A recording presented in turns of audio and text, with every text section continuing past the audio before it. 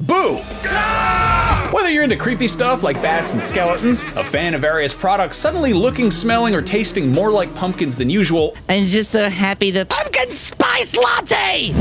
or you get excited by brand new video games, this is the month for you. So without further ado, here are October 2025's biggest, spookiest, most pumpkin spice game releases.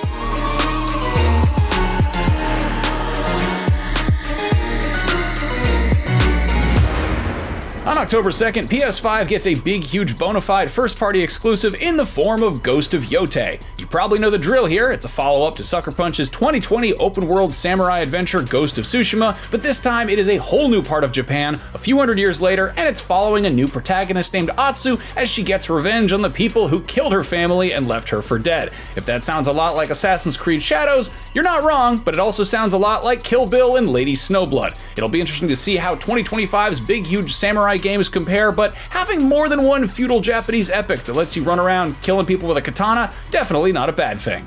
That same day, you can celebrate Mario's 40th birthday with remastered versions of both the Super Mario Galaxy games, which are getting some shiny graphical improvements, along with some quality of life tweaks, such as making the Wii-era motion controls optional. Those are on Switch and Switch 2, and you can buy them in a physical 2-pack or grab digital versions individually.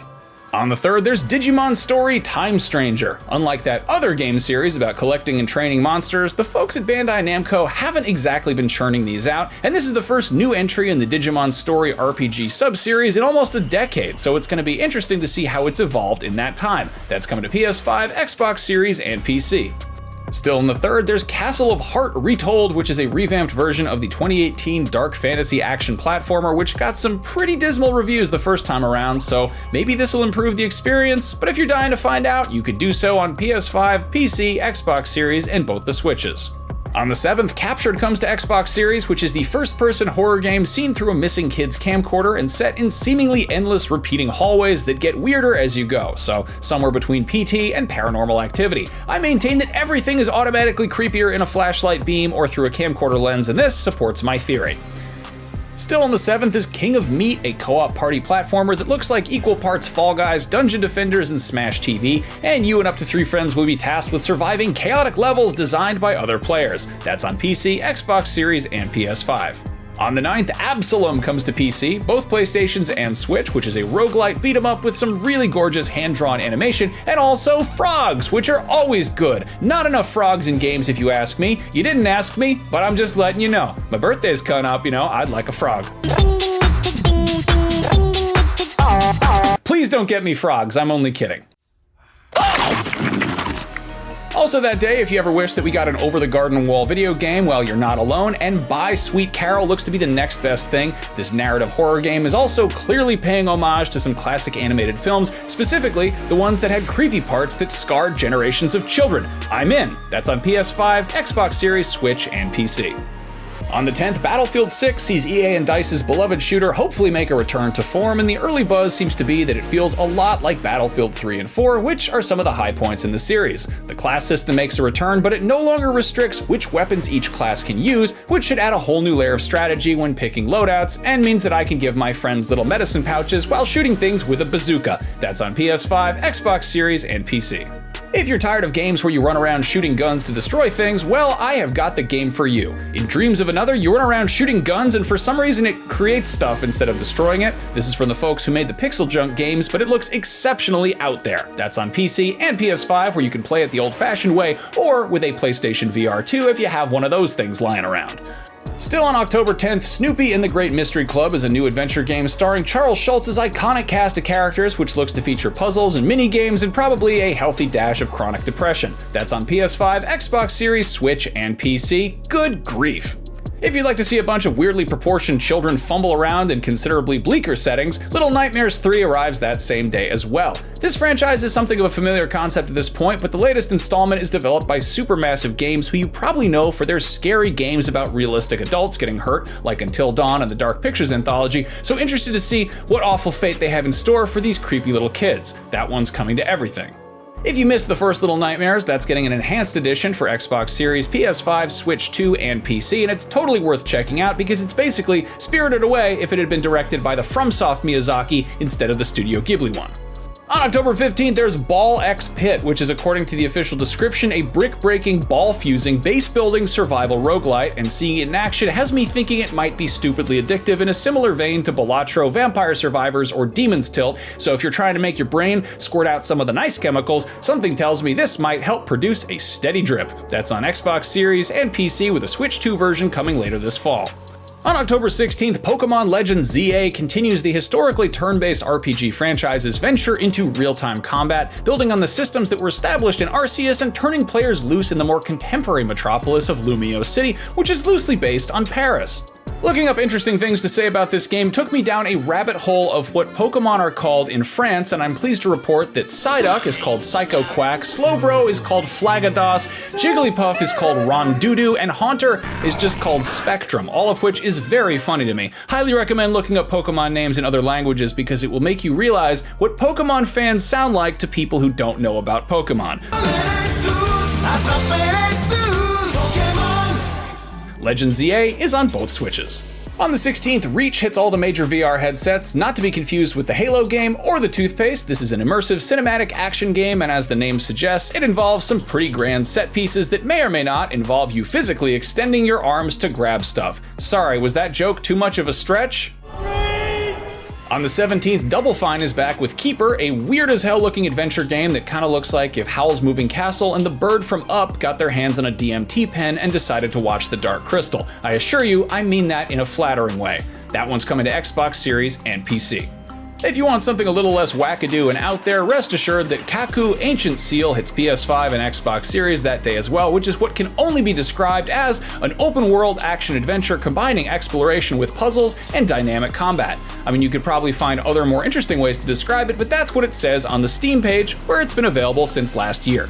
October 21st is a stupidly stacked day for game releases. There's Ninja Gaiden 4, a sequel 13 years in the making, Vampire the Masquerade Bloodlines 2, a sequel 21 years in the making, and Jurassic World Evolution 3, the sequel to 2 games based on a movie series that was originally advertised as an adventure 65 million years in the making. One of those games is about ninjas, one is about vampires, and one is about dinosaurs, and I bet you can figure out which is which. In any case, those are all on Xbox Series, PS5, and PC. Meanwhile, that day as well, there's also Painkiller, which is a modern reimagining of the 2004 shooter from People Can Fly. The new version features 3-player co-op, which looks like good old-fashioned big, dumb, loud fun. You can go to hell on PC, PS5, and Xbox Series and shoot stuff while you're there. If you'd rather play a game that is about insects, there's also Isopod, a webbed spin-off, which is a 3D platformer starring a roly-poly pillbug, which is on PC that day as well. If you've been aching for a good old-fashioned Telltale-style adventure game, mark your calendars because October 22nd, Dispatch drops its first 2 episodes on PC and PS5. This is a superhero workplace comedy game with a phenomenal voice cast developed by Ad Hoc Studios, which was founded by a bunch of ex-Telltale devs, and it'll be getting an episodic release with 2 episodes dropping each week over the course of 4 weeks. Just like a TV show! Speaking of workplace games, if you're getting tired of punching the old time clock in Factorio or Satisfactory, another game of that sort is coming down the assembly line. On the 22nd, Modulus hits early access on Steam, and if you get in on the ground floor, you're gonna be running the whole operation in no time. If you're looking to earn some extra dough by doing side quests in your off hours, look no further than Moonlighter 2: The Endless Vault, which hits early access on the 23rd. This is the follow-up to the 2018 indie hit in which you were an RPG shopkeeper by day and an aspiring adventurer in your spare time. Still on the 23rd, there's Becastle. This cozy castle builder with a side of tower defense has been in early access since 2021, and now it's finally getting a version 1.0 on PC, and it's coming to all the consoles that day as well. If you want to leave the hustle and bustle of modern life behind and go live off the land like you're in a Laura Ingalls Wilder book, whenever you stick your nose in the air with me, Nellie, it's gonna get punched. Bounty Star might be for you. You can build a farm, raise some crops, and lay waste to your enemies in a heavily weaponized mech suit, just like they did in the olden days. A lot of people don't know this, but the Little House on the Prairie series is canonically part of Mobile Suit Gundam's Universal Century timeline. Prove me wrong. Anyway, Bounty Star hits the Xbox's PlayStation and PC on the 23rd. Still that day is Full Metal Schoolgirl, which follows heavily armed cybernetic teenagers as they beat up a bunch of robotic businessmen with high-tech weaponry. That's on PS5, Switch 2, and PC. If you prefer to beat up a bunch of street punks with your bare hands, that day is also Double Dragon Revive, the modernized spin on the classic arcade beat-em-up. That's on basically everything. Finally that day, the now classic 2009 tower defense Plants vs. Zombies gets a modern overhaul and re-release in Replanted, which is slowly shambling onto everything. On October 24th, the long-dormant Katamari Damacy series gets its first new installment in over a decade with Once Upon a Katamari, which involves going back in time and rolling up a bunch of shit from throughout history into a giant ball, collecting some power-ups along the way, and also meeting the Prince of All Cosmos' weird-looking cousins. That's on PS5, Xbox Series, Switch, and PC.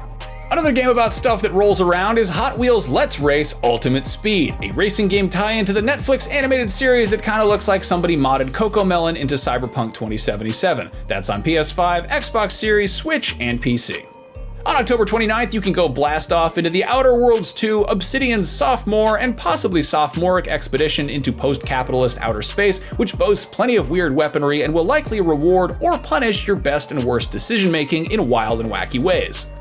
If you like shooting stuff without having to weigh the moral ramifications thereof, Arc Raiders drops on the 30th. This third-person extraction shooter comes from Embark Studios, who gave us the finals, and based on early buzz, it seems like it has some potential to eat Escape from Tarkov's lunch and possibly nibble on some of Marathon's snacks as well. That one's coming to Xbox Series, PS5, and PC.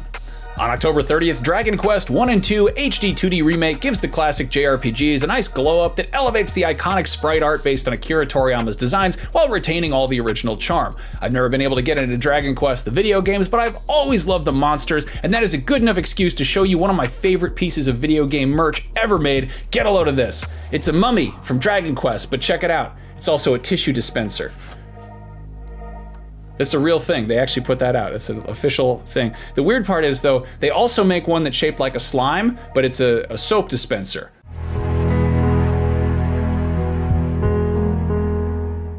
Theoretically a soap dispenser, though you could probably also put lotion in there. Anyway, that's coming to PC, PS5, Xbox Series, and both the Switches. The video game, I mean, not the tissue dispenser. Finally, on October 30th, it is a Gauls Night Out in Asterix and Obelix Mission Babylon, the latest video game based on the long-running French comic strip. This one is a platformer for 1 to 2 players, and it's on Switch, Xbox Series, PS5, and PC. A few weeks ago, we published our video rounding up the big game releases that are still coming in 2025, which was never intended to cover all of them, but to cover most of them, and one that we totally forgot to mention was Mina the Hollower, which is absolutely a big game, worthy of your attention. Yacht Club Games made a name for themselves with Shovel Knight, and if that was their Mario, Mina is shaping up to be their Zelda. It's clearly taking cues from Link's Awakening, with just a splash of Castlevania thrown in there for good measure. Yacht Club has released 9 games in the last decade that have the word shovel in the title, and if it concerns you that this one doesn't, rest assured that Mina the Hollower still involves digging holes in the ground. That one is coming to everything. If you want something pixelated that has a lot more colors on screen at once, even if most of those colors are varying shades of gray, blue, and orange, set your sights on Terminator 2D No Fate. This adapts James Cameron's action masterpiece into a faux retro Contra-like side-scroller. I don't know what else to say about this game that isn't immediately apparent seeing it in action, but the title does remind me of one of my all-time career highlights. I interviewed the cast of Terminator Dark Fate at Comic-Con, and during the outro I slipped in the iconic Sarah Connor quote, "No fate but what we make for ourselves," and Linda Hamilton, who was sitting next to me, turned and gave me this look of adoration, and then she pinched me on the cheek like she was my aunt who came to visit. Have you ever been pinched on the cheek by Sarah Connor? Better question, have you watched Terminator 2 recently? Because a movie about a single mom taking down an AI tech company has aged like a fine wine. Terminator 2D No Fate is coming to everything. We are at the tail end of this video, which is the perfect place to tell you that Tales of Xillia Remastered is coming to PS5, Xbox Series, Switch, and PC. This is a modern updo of the 13th entry in the long-running JRPG series originally released back in 2011. This is not to be confused with Trails in the Sky, first chapter, which came out last month and was also a redo of one older game in the long-running JRPG series. Would you believe I have gotten these franchises confused in the past? Maybe I should be put on trial. Or perhaps Trials, that motorcycle game that they used to make a lot of. Folks, we did it. We got through all the big releases in maybe the biggest release month of the year. It is entirely possible that next month is even bigger, and I'll be back in just a matter of weeks to round up all of those games, or as many of them as we can fit into the video. But for now, the usual big, huge thank you to Amanda Medina, Chris Del Padre, and Logan Plant for helping these videos come together as smoothly as they do. And an even bigger thank you to everybody who takes the time to watch them, because it would be pretty stupid if we spent all this time making them and nobody watched them. I'll see you next month, everybody. Boo!